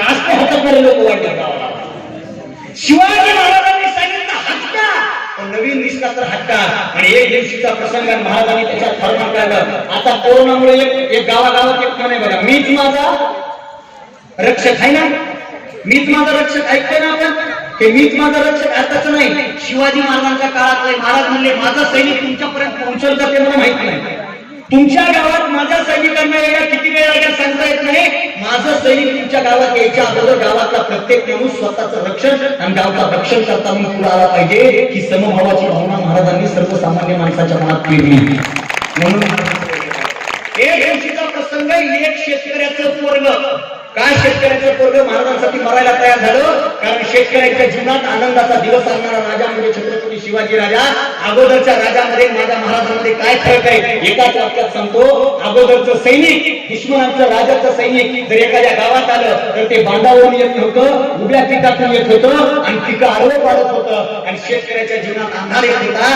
माझ्या राजानं पहिलं फरमान काढलं शेतकऱ्याच्या मिरचीच्या देठालाही हात लावायचं नाही आणि उभ्या पिकातून घोडे घालायचे नाही का उभ्या पिकातून जर घोडे घातले तर पीक आडवं होतं आणि शेतकऱ्याचा आता आयुष्य आडवं व्हायला वेळ लागत नाही म्हणून उभ्या पिकातून घोडे घालू नये हा फरमान करणारा आणि सैनिकांना सक्त ताकद देणारा राजा छत्रपती शिवाजी राजा आणि त्या राजासाठी शेतकरी का मरायला तयार झाले एके दिवशीचा प्रसंग आहे एक शेतकऱ्याचं पोरग शेतामध्ये संध्याकाळच्या वेळेला गवत कापते गवत संध्याकाळची वेळ आहे धड उजेडही नाही अंधारही नाही चेहरे अंधूक दिसतायत आणि अशा काळामध्ये एक शेतकऱ्याचं पोरग हातामध्ये इळा घेऊन गवत कापतंय आणि तिघ जण घोड्यावर बसून त्या गावामध्ये शिरताना त्याला दिसले आणि ते पोरग गवत बाजूला सोडतंय हातामध्ये इळा घेतोय आणि घोड्यावाल्या माणसापुढे जाऊन उभा राहता म्हणताय कुठं जायचंय ते घोड्यावाला माणूस म्हणते तू विचारणारा कोण आणि ते पोरग म्हणताय मी या गावचा रक्षक आहे तुझी नेमणूक कुणी केली माझी नेमणूक छत्रपती शिवाजी महाराजांनी केली कधी केली मागच केली छत्रपती शिवाजी महाराजांना भेटलायस का तो म्हणतो हो भेटलोय भेटायची काय गरज आहे आम्हाला तिथून राजगडावर आज्ञा आली आहे आणि ते पाळणं आमचं कर्तव्य आहे आणि तुम्ही कोण आहे ते सांगा असं जायचंय कोणाकडे जायचंय कशाला जायचंय ते पोरग कसून चौकशी करताय आणि घोड्यावर बसलेले तिघ जण विचारताय त्यातला एक जण म्हणतोय तू महाराजांना पाहिलंस का ते म्हणतो हो पाहिलं कसे दिसतात महाराज ते म्हणतात महाराज कसे दिसतात अरे माझ्या महाराजांची कांती म्हणून सूर्यापेक्षा तेजवान माझे महाराज आहेत वाऱ्यापेक्षाही वेगवान माझे महाराज आहेत अरे माझे महाराज त्या महाराजांकडे बघितलं ना बघत राहावं आणि माझ्या महाराजांच्या डोळ्यामध्ये इतकी ताकद आहे की त्यांच्या डोळ्याकडे बघून त्यांच्या डोळ्याकडे समाधान शोधण्यासाठी आम्ही मरायलाही तयार आहे माझ्या महाराजांचं वर्णन करत बसलो तर रात्र होईल तुम्ही कोण आहेत ते सांगा आणि घोड्यावर बसले तिघ जण हसतायत आणि तो म्हणतोय माझ्या महाराजांचा मजाक नाही महाराजांबद्दल हसायचं नाही इतक्यामुळे घोड्यावरून एक मावळा खाली उतरतो आणि खाली उतरून त्या शेतकऱ्याच्या पोराला कर करून मिठी मारतो तो घोड्यावर खाली उतरलेला मावळा दुसरं कोण नाही दस्तूर खुद्द माझे छत्रपती शिवाजी महाराज होते आणि शेतकऱ्याच्या पोराला मिठी मारली आणि त्या मिठीमुळे ते पोरग मरायला तयार झालं शेतकऱ्याचं पोरग रामोशी समाजाचा एक मावळा शिवाजी महाराजांसाठी मरायला तयार होतो रायगडाचं बांधकाम होतं आणि महाराजांना वाटतं आपला रायगड आता आपल्या ताब्यात आलाय पण रायगडावर शत्रू कुठूनही शिरू शकतो गावामध्ये दोंडी पिटवली जाते आणि सांगितलं जातं जो कोणी रायगड मुख्य दरवाजातून न चढता दुसऱ्या दरवाजातून चढून जाते महाराज त्याला सोन्याचं कड देतील आणि स्वतः महाराज स्वतःच्या हाताची पाठीवर थाप देतील एक रामोजी समाजाचं पोरग पाठीमागच्या भागानं रायगड किल्ला सर करतो आणि महाराज बसलेल्या ठिकाणी येतो त्याला बक्षिसामध्ये सोन्याचं कड दिलं जातं सोन्याचं कड घेत असताना त्याच्या चेहऱ्यावर आनंद नाही पण त्याला विचारलं जातं काय रे तुला महाराजांचं कड घेतलंय तुला आनंद झाला नाही का तेव्हा ते पोरगा म्हणतंय हा शिवाजी महाराजांनी दिलेल्या सोन्याच्या कड्यासाठी गड नाही चढलो तर महाराज माझ्या पाठीवर हात ठेवून मला मिठी मारणारी थाप देणार होते, म्हणून हा गड चढलोय. ही भावना महाराजांनी महाराष्ट्राच्या प्रत्येक कोपऱ्यात केली. दादा, समारोपाकडे जात असताना जगातल्या सगळ्या इतिहासकारांना पडलेला असा प्रश्न आहे. जगातला इतिहास असं म्हणतो की नेहमी असं का व्हायचं, महाराजांचं सैन्य बळ कमी असायचं, शत्रूंचं सैन्य बलाढ्य असायचं. वाक्य नीट ऐका, शत्रूंचं सैन्य बलाढ्य असायचं, महाराजांचं सैन्य कमी असायचं, तरी छत्रपती शिवाजी महाराजच का जिंकायचे आणि मावळेच का जिंकायचे याचं उत्तर फक्त एकच आहे. मोगलांचं सैन्य, आदिलशहाचं सैन्य एकाच गोष्टीसाठी लढायचं, त्याचं नाव होतं पोट. दुश्मनांचं सैन्य पोटासाठी पगारीसाठी लढायचं, पण छत्रपती शिवाजी महाराजांचा प्रत्येक मावळा याच पोटापासून एक ईट वर जी छाती आहे ना, त्या छातीतल्या शिवाजी नावाच्या स्वाभिमानासाठी लढत होतं. म्हणून माझ्या राजाचं सैन्य प्रत्येक वेळी जिंकत होतं. हा माझ्या राजाचा इतिहास आहे. तो इतिहास आज गावातल्या प्रत्येक पोरांना समजून घेणं आणि त्यानुसार जगणं हे महाराष्ट्राच्या कानाकोपऱ्यात घडलेलं परिवर्तन आहे. आणि ते व्हावं आशावाद व्यक्त करत असताना माझ्या मासाहेब जिजाऊंची प्रतिमा म्हणून, प्रतिका म्हणून या मायमावळे इथं बसल्यात, माझे पाच दादे इथं बसलेत, माझे बांधव इथं बसलेत, माझे भाऊ लहाने भावंड इथं बसलेत. आज तुम्ही मला इथं बोलवलं, पण ज्या गोष्टीसाठी हा अविनाश भारती महाराष्ट्राच्या मातीत फिरतोय, महाराष्ट्राच्या कानाकोपऱ्यात जातोय. दादा, महाराष्ट्रभर फिरलो. मी सांगितलं ना 11 फेब्रुवारीला बाहेर पडलोय, 11 मार्चला घरी जायचंय, 19-20 2 दिवस आराम आहे आणि नंतर तिथी प्रमाणाची शिवजयंती आहे. ती झाली की पुन्हा कीर्तन आहे, पुन्हा बाबासाहेबांच्या जयंतीचे कार्यक्रम आहेत, पुन्हा मे मध्ये संभाजीराजेंच्या जयंतीचे कार्यक्रम आहेत. अखंड महाराष्ट्रभर फिरतोय. युट्यूबच्या माध्यमातून तुमच्या गावातल्या काही पोरांनी मला ऐकलं, सुवर्णकार सरांसोबत आले आणि त्यांनी सांगितलं अविनाश भारतींना बोलवायचंय. मी काल रायगड सिद्धी पारनेर तालुक्याच्या पलीकडे होतो. सरांना म्हणलं सर तिथून इथं येणं शक्य नाही, पण सर म्हणले अविनाश महाराज तुम्हाला यावंच लागतंय, कारण गावातल्या पोरांची लई इच्छा आहे. म्हणलं ठीक आहे, काही हरकत नाही. तरुणी पोरं एकत्रित करून व्याख्यानाचा कार्यक्रम ठेवतायत ना, अरे 450 काय 4500 किलोमीटर आपण तयार आहे का? विचारांचं परिवर्तन झालं पाहिजे, बदल झाला पाहिजे. पण त्या निमित्तानं महाराष्ट्रभर फिरतोय तो विषय शेवटच्या काही मिनिटांमध्ये सांगेल. बोलू ना? बोलू का थांबू? बोलू का थांबू? इकडं माय मावलो, बोलू ना? तुम्ही म्हणत असता तर बोलतो, नाही म्हणजे तरी बोलतोच का? कारण विषय पोट तिकडे मानत फिरणार आहे. शिवाजी महाराजांच्या इतिहासातले 3 वाक्य सांगतो. पहिलं वाक्य असं आहे, गड आला पण सिंह गेला. वाक्य ऐकलं की आम्हाला आनंद वाटतो. दुसरं वाक्य बाजीप्रभू देशपांडेंच्या तोंडातलं. बाजीप्रभू म्हणतात राजे तुम्ही गडावर जा, तुम्ही गडावर जा. महाराज म्हणतात नाही, मी इथं लढायला थांबणार. आणि बाजीप्रभू कडार म्हणतो महाराज नाही, लाख मेले तरी चालतील, पण लाखांचा पोशिंदा जगला पाहिजे महाराज, तुम्ही गडावर जा. आणि तिसरं वाक्य, तुम्ही जागे जिवंत असताल तर वाक्य पूर्ण करताल. वाक्य इतकं सुंदर आहे, हे हिंदवी स्वराज्य हवे, श्रींची इच्छा, ही श्रींची इच्छा. वाक्य ऐकायचं अंगात प्रेरणा येते, ऊर्जा मिळते. या नावाचे वर्ग निघाले, स्पीकर निघाले, टी शर्ट निघाले, काही निघालं, पण एक गोष्ट सांगू, हे वाक्य अपूर्ण आहे. पूर्ण वाक्य तुमच्या गावामध्ये सांगेल. बुलढाणा जिल्हा विदर्भ, बुलढाणा जिल्हा सिंदखेड राजा लखोजी जाधव नावाचा सरदार, आणि त्या माझ्या लखोजी जाधवांच्या पोटी माझ्या मासाहेब जिजाऊंचा जन्म झाला. 12 जानेवारीला जिजाऊ लहानाच्या मोठ्या झाल्या आणि जिजाऊ लग्न करून शहाजी राजेंसोबत लग्न करून औरंगाबाद जिल्ह्यातल्या वेळवीला नांदायला साठी संसार करायला आल्या. आणि जिजाऊंनी पाहिलं भोसले आपापसात लढताय, भाऊकीच्या विरोधात तलवार घेऊन उभी आहे, त्यांचं रक्त सांडतंय पण त्याला अर्थ प्राप्त होत नाहीये. हे सगळे मराठे एकत्र आले, हे सगळे बहुजन एकत्र आले आणि मोगलांच्या विरोधात लढले, तर सांडलेल्या रक्ताला किंमत प्राप्त होईल. म्हणून शिवाजी महाराज जन्माला यायच्या अगोदर स्वराज्याचा संकल्प करणाऱ्या माझ्या मासाहेब जिजाऊ म्हणजे हे रयतेचं राज्य व्हावं ही मातोश्रींची इच्छा होती. आणि ती मातोश्रींची इच्छा माझ्या छत्रपती शिवाजी महाराजांनी पूर्ण केली. म्हणून शिवाजी महाराज, दादा एक वाक्य सांगत असतो मी, एक वाक्य, मला एका गोष्टीवर विश्वास 100% नाही. वाक्य ऐका, याचा वेगळा अर्थ घेऊ नका. भवानी मातेने शिवरायांना तलवार दिली का नाही मला प्रत्येक वेळी तलवार देताना माझ्या बाळासाहेब जिजाऊ भवानी मातेची प्रेरणा शिवाजी महाराजांच्या मनामध्ये प्रेरक होत्या, म्हणून शिवाजी महाराजांनी लढाया जिंकल्या. आणि शिवाजी महाराजांनी एवढा अट्टहास केला फक्त मासाहेब जिजाऊंची इच्छा पूर्ण करण्यासाठी. शहाजी राजे म्हणजे शिवाजी महाराजांचा बाप आदिलशहाच्या दरबारात सरदार म्हणून काम करत होते. आणि शिवाजी महाराजांच्या बापाचा आदिलशहानं फक्त एकदा अपमान केला आणि माझ्या महाराजांच्या कानावर खबर आली की आपल्या बापाचा अपमान झालाय आणि माझ्या राजेंनी शपथ खाल्ली, तुम्ही माझ्या बापाचा अपमान करताय ना, हा शहाजी पुत्र शिवा एक दिवस या महाराष्ट्राच्या मातीमध्ये ठेंया तुम्हाला नाचायला भाग नाही पाडला ना, तर आपलं नाव बदला की शिवाजी महाराजांनी बापाच्या बदल्या आणि बापाच्या अपमानाचा बदला घेण्यासाठी केलेली शपथ आहे महाराष्ट्राच्या मातीत. याचा अर्थ काय? शिवाजी महाराज शहाजी राजेंना बाळासाहेब जिजाऊंना सगळ्यात जास्त मानत होते, सगळ्यात जास्त. आज आमची काय परिस्थिती आहे, आमच्या गावची काय परिस्थिती आहे, आमच्या महाराष्ट्राची काय परिस्थिती आहे? आज आमच्या महाराष्ट्रामध्ये आम्ही नको त्याला इज्जत देतो, पण स्वतःच्या बापाला बाप म्हणून बोलायला तयार नाही. त्या शिवजयंतीच्या निमित्तानं सांगणं, तुम्ही नको त्याला होकांनी घेण्यापेक्षा स्वतःच्या बापाला फक्त आनंदाचे 4 क्षण द्या. महाराजांना ही तुमची खरी अभिवादन असेल, महाराजांना तुमचा खरा मान. पण आमचं झालंय काय, आमचे 4 मित्र कुठेतरी कट्ट्यावर बसलेला असतात, पण 5वा मित्र हाक मारतोय, चल तुला पप्पानं बोलवलंय, आणि आमचा मित्र सहज वाक्य वापरतो, हे जाऊ दे, आमच्या डांगऱ्याला काही कळत नाही, आमच्या म्हाताऱ्याला काही कळत नाही. दादा हो, खरंच तुमच्या बापाला कळत नाही का?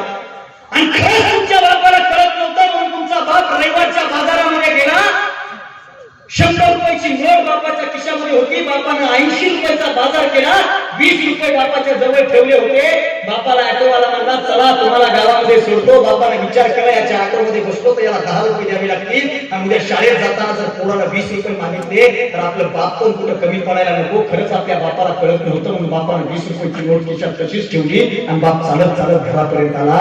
तो बाप होता, त्या बापाला कळालं.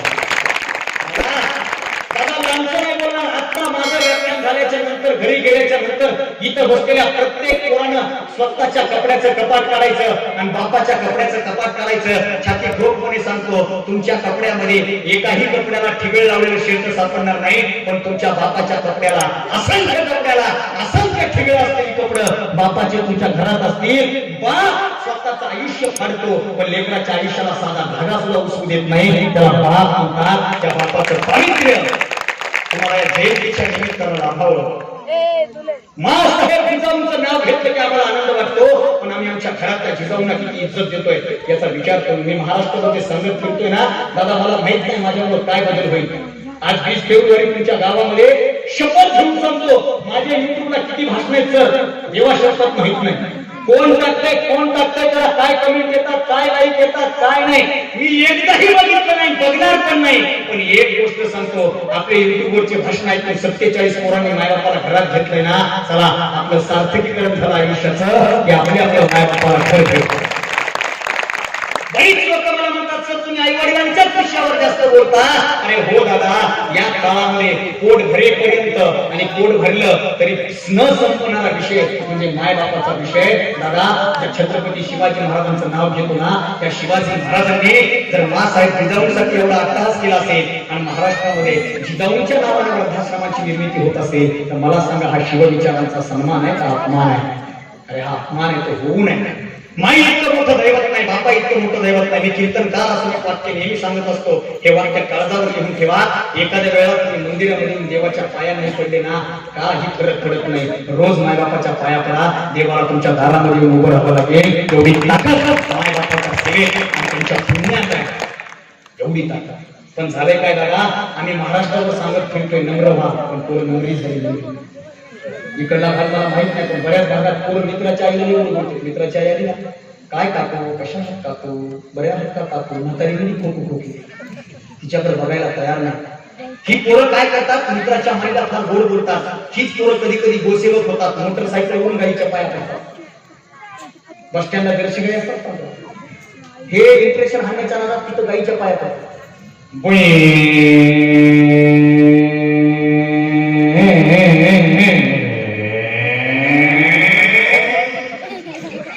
क्लच दाबून धरायचा, घेर कमी करायचा, गाडी उडवायची, मोटरसायकलवरून मला कधी कधी वाटतं की गोमातेला अशी मान हलवावी, हा शहीद करावा, त्याचा जगून उपयोग नाही.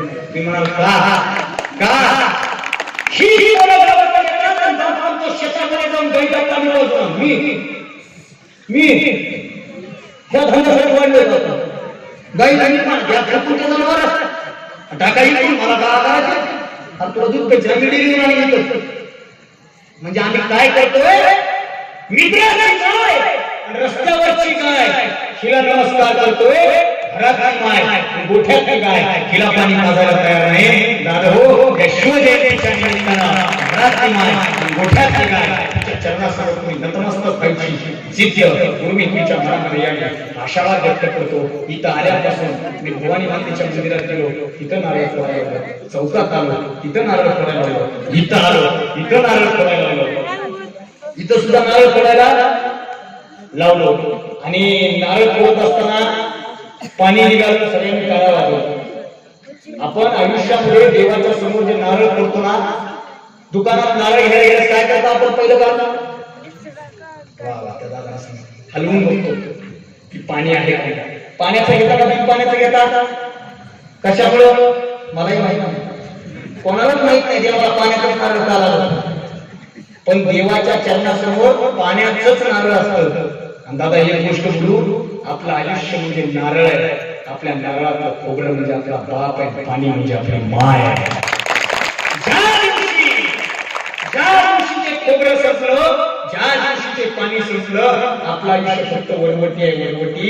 आणि वरवटीचं काम फक्त एकच असतं, त्याच्यात शेंदूर कालवला जातो, शेंदूर मारुतीला लावला जातो, वरवटी मंदिराच्या मागं फेकली जाते आणि नंतर त्याच्यावर त्याचा इंटरनॅशनल कार्यक्रम करून जातं. आपल्या आयुष्याची वरवटी होऊ द्यायची नसेल, मी नाही सांगत. आमचा संतोष नारायण नावाचा परभणीचा माझा कवी मित्र दादा लिहितो, ऐका ऐका ऐका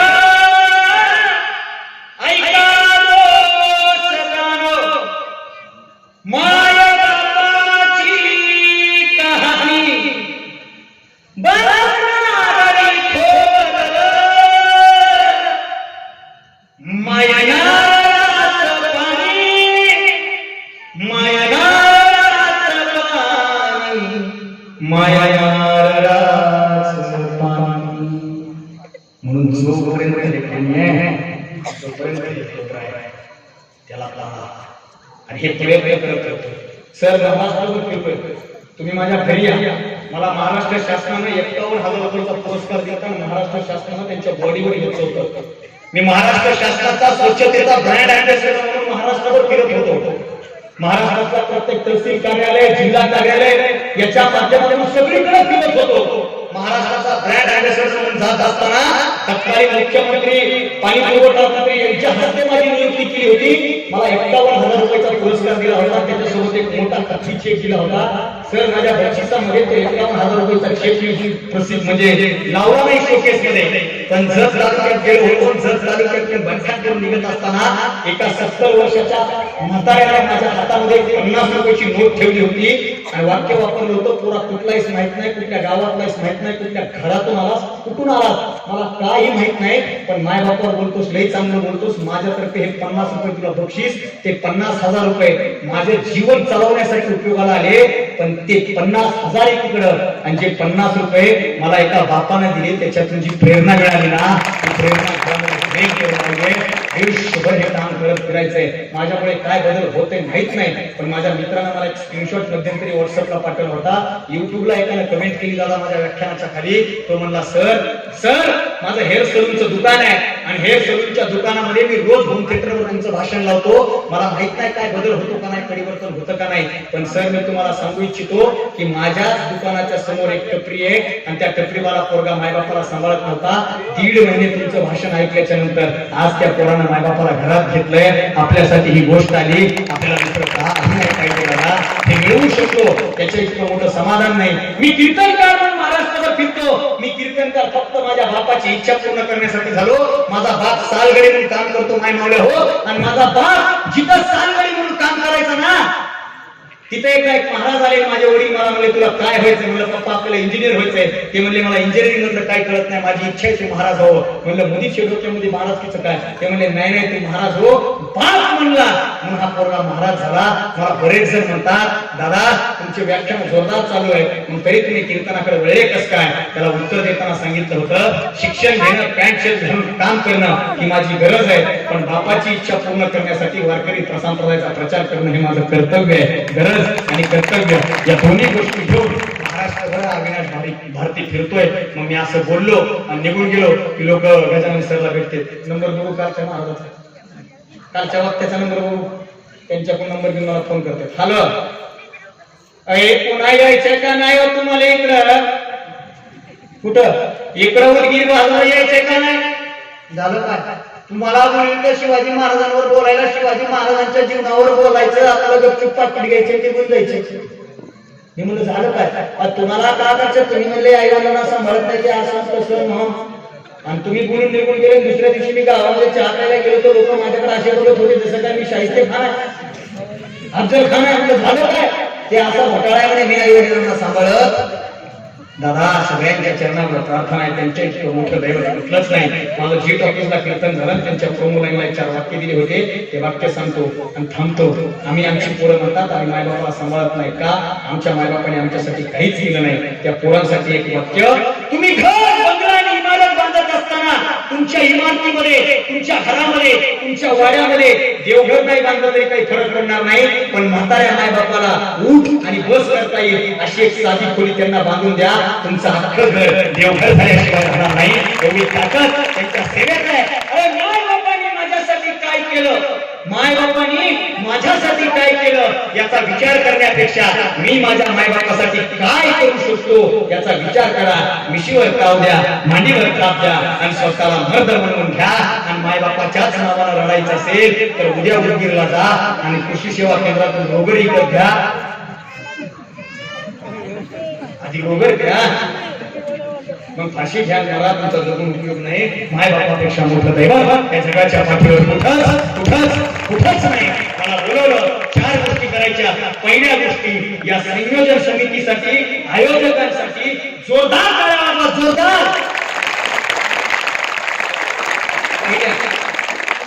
दुसऱ्या टाळ्या ह्या साऊंड सिस्टीम वाल्यासाठी. मी हे वाक्य कोणाला म्हणत नाही, पण तुला लव यू. इतकी सुंदर साऊंड सिस्टीम आहे गावाची. जोरदार टाळ्या वाजवा. आता तिसऱ्या हे कॅमेरावर त्याचं कारण असं ह्याच्यासाठी टाळ्या वाजल्या तर माझे फोटो मला लवकर भेटतील. एका जोरदार. आता पुरुष मंडळी टाळ्या वाजवतील, महिला मंडळ बसलंय म्हणून. आणि आता महिला मंडळ टाळ्या वाजवेल की आपल्या घरातल्या पुरुषांनी आपल्याला येऊन दिले जयंतीला.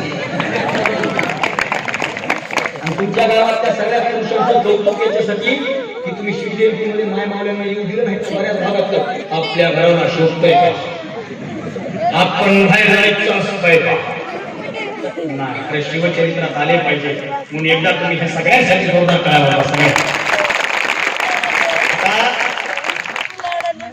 तुमचं भागातले पण पुण्याला शिकले, काय वातावरण तयार केलं त्यांनी. हातवरी करून फक्त कीर्तनात काय असतात. सुंदर असं सूत्रसंचलन आमच्या सरांनी केलंय का त्याच्यासाठी जोरदार करायला हवा. आता शेवटच्या काय कोणासाठी मग टाळ्या मी सांगितले ते ऐका. शेवटच्या टाळ्या तुम्ही एवढ्या संख्येनं इमानदारीनं शिवजयंतीच्या कार्यक्रमासाठी उपस्थित राहिला आणि ज्या ज्या लोकांनी प्रत्यक्ष अप्रत्यक्षरित्या या शिवजयंती महोत्सवासाठी लाईटवाले, स्टेजवाले, मूर्तीवाले, बॅनरवाले, फोटोवाले, झेंडावाले, चटईवाले, खुर्च्यावाले, खुर्च्या काढणारे, खुर्च्या उचलणारे, जाताना गडबडीने खुर्च्या मोडणारे, हे एक पूर्ण झालं. इतक्यावर ज्यांनी आपल्याला तारलं त्यांना मोडू नका ही विनंती. सगळ्यांसाठी, स्वतःसाठी टाळ्या अशा वाजल्या पाहिजे की तुम्ही इमानदाराचे लक्षात आलं पाहिजे. जोरदार टाळ्या. शेवटचा मला बोलवलं ऐकून घेतलं त्याबद्दल आभार. एक शेवटचा शेर. किती वर्ष? तिसरं आहे ना? 8वं वर्ष आहे तुमच्या या 8व्या वर्षाचे. 18, 28, 38, 48, 58, 68, 88, 98, 108, 1008 वर्ष अशीच शिवजयंती थाटामाटात साजरी व्हावी या शुभेच्छा अविनाश भारतीकडून तुम्हाला देतो. मला बोलवलं, बोलण्याच्या ओघात एखादा अगोदर शब्द निघाला असेल कोणाला वाईट वाटलं असेल, एखादा माझ्या शब्द लय म्हणजे काय झालं तुम्ही म्हणले मायमा मला सगळं असं तुला वाईट वाटतो नाही तू तुझ्यासाठी नाही मला बोलवलं त्याबद्दल आभार. एक शेवटचा शेर घेऊ ना.